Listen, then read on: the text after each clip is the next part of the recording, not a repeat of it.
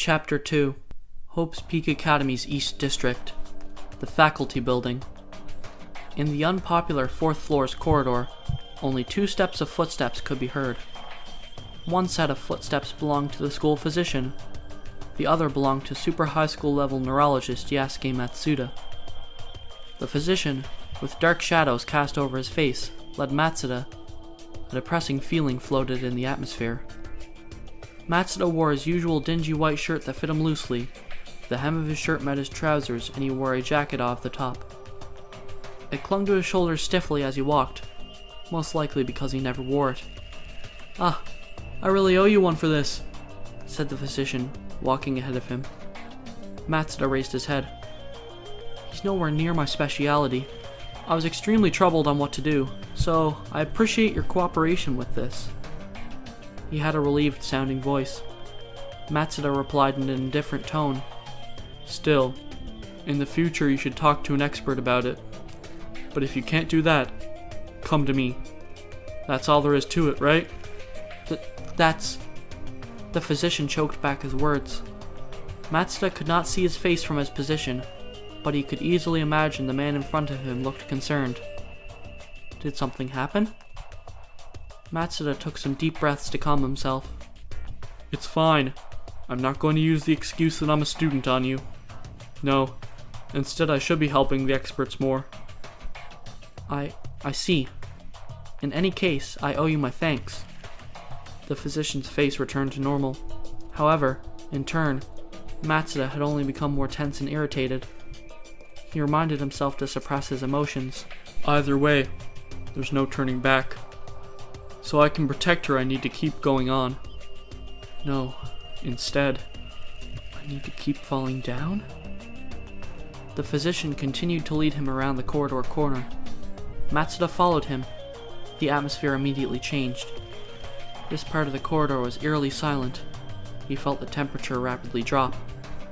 On one side of the corridor, every window was covered up by thick curtains. The other side was lined with a number of doors. On each door, there was a darkly tinted small window. This corridor was longer than the last. The faculty building was exactly as Matsuda had imagined it would look like since he first learned of its existence.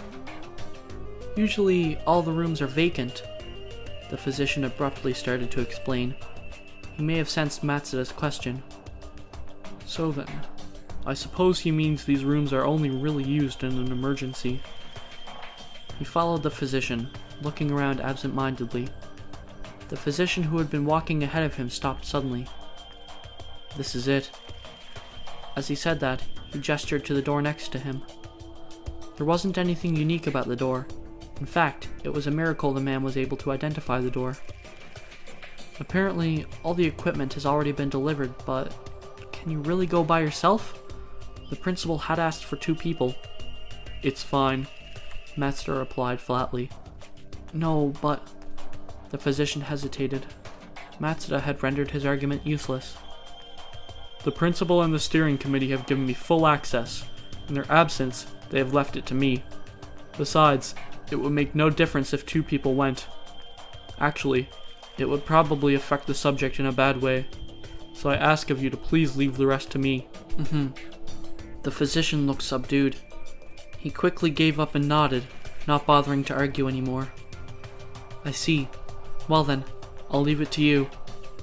The physician turned away from Matsuda and walked around the corner into the depths of the corridor.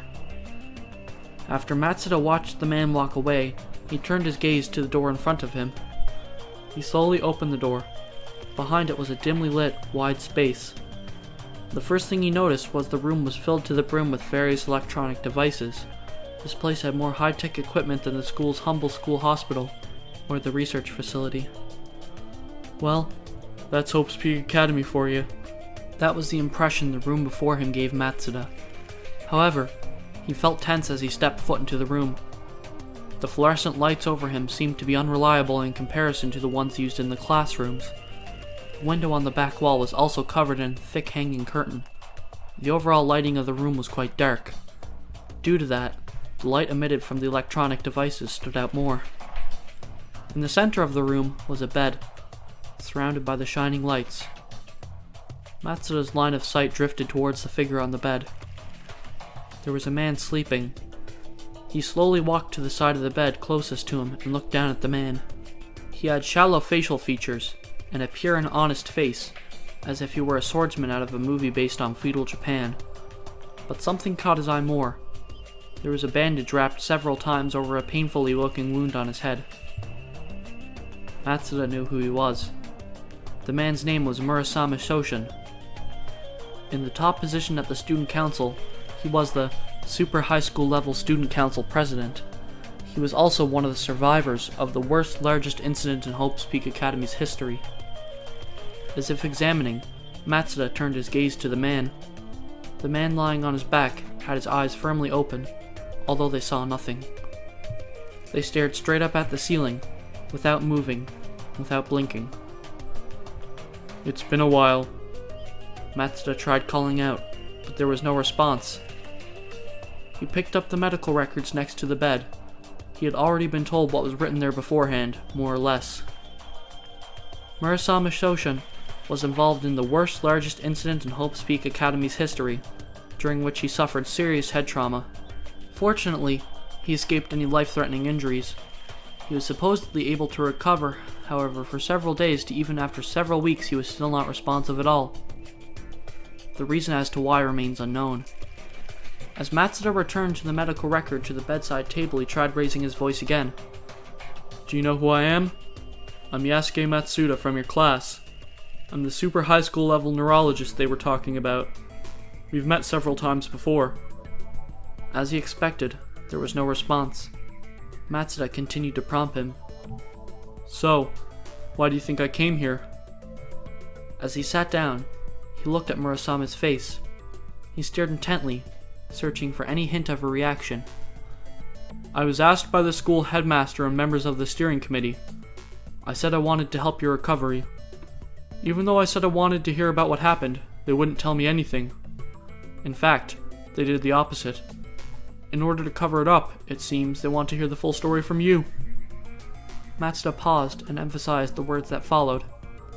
"Well, that's supposedly their intentions." As always, Murasame didn't respond, but Matsuda continued anyway. "If you ask me, they don't like that you came back. That's why they sent me.